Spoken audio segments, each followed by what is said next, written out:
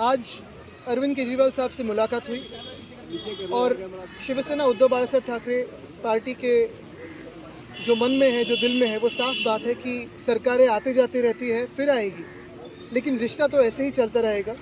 और यही कहने हम आए थे। उन्होंने जो पिछले 10 सालों में दिल्ली में जो काम किया है वो सारी जनता जानती है। ये जो चुनाव हुआ उसमें चुनाव का बहुत बड़ा हाथ था, आशीर्वाद था, और भाजपा ने चुनाव आयोग के तो आभार मानने ही ज़रूरी है। लेकिन यही बात है, कल जैसे मेरी राहुल जी से बात हुई, आज अरविंद जी से बात हुई, कि इंडिया गठबंधन हो या फिर हम सारी पार्टीज़ हो, कहीं ना कहीं हमें ये सोचना ज़रूरी है कि अभी अगला स्टेप क्या है, क्योंकि हमारी डेमोक्रेसी फ्री एंड फेयर नहीं रही है, इलेक्शंस फ्री एंड फेयर नहीं रहे। तो लड़ते तो रहेंगे, देश के हित में लड़ते रहेंगे।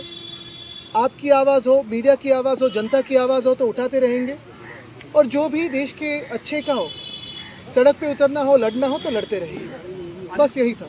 लेकिन आपको नहीं लगता जो आपसी कन्फ्लिक्ट था उसका नुकसान भी जो है हुआ है, और दोनों ही पक्षों की तरफ? देखिए, काफ़ी सारी इसकी एनालिसिस हो सकती है, होगी भी, दोनों पार्टियां अपनी अपनी एनालिसिस रखेगी, लेकिन हमारी तरफ से जो रिश्ता है वो रहेगा, जो दोस्ती है वो तो रहेगी।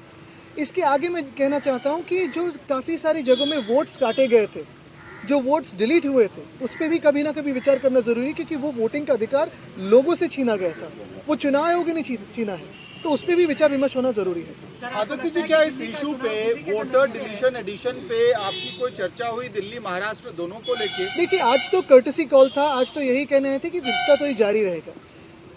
जाहिर सी बात है, स्वाभाविक है कि जब हम मिलते हैं तो इस बातों पे चर्चा होती है। इसके पहले भी फ़ोन पे भी हुई थी, अभी जो फ़ोन टैपिंग करते हैं वो तो सुनते ही होंगे, तो उनको पता भी होगा कि हम शायद क्या बात कर रहे हैं। लेकिन हमने ये भी कहा है कि इस पर स्टडी करके जो हम प्रश्न चिन्ह उठा रहे हैं, जैसे महाराष्ट्र में 47 लाख वोटर्स कहाँ से बढ़े हैं, 76 लाख वोट्स आखिरी समय के बाद किसने वोटिंग किया है, इसके कोई वीडियो फुटेज है क्या, टोकन्स है क्या? चुनाव आयोग इस पर बात करने के लिए बिल्कुल तैयार नहीं है।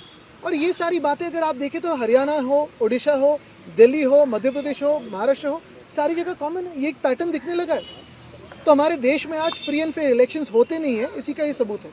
सर, कैसे टैकल करेंगे इस सिचुएशन को? अगर आप आरोप इलेक्शन कमीशन पे लगा रहे हैं तो फिर टैकल कैसे करेंगे, क्योंकि वही मेन बॉडी है? तो टैकल करने के लिए तो हम साथ में हैं और लड़ेंगे, क्योंकि ये देश हित की बात है। देखिए, कोई भी चुनाव जीत सकता है, हार सकता है, जीत भी सकता है वापस उसके बाद में, लेकिन फ्री एंड फेयर इलेक्शंस होना जरूरी है। अभी कई चुनाव आने वाले हैं, निगम के कई चुनाव, हरियाणा में आम आदमी पार्टी लड़ रही है, आप लोग लड़ रहे हैं, क्या इसे लेकर कोई स्ट्रेटजी? बिल्कुल लड़ते रहेंगे और अपनी अपनी स्ट्रेटजी सुधारते रहेंगे। तो वोट कटिंग क्या? देखिए, ये चुनाव आयोग के साथ हम चेस का गेम खेल रहे हैं। वो कोई एक तरीका अपना रहे तो हमें उसका एक उत्तर देना पड़ेगा, तो वो खेलते रहेंगे। धन्यवाद। मैं आदरणीय संजय भाई,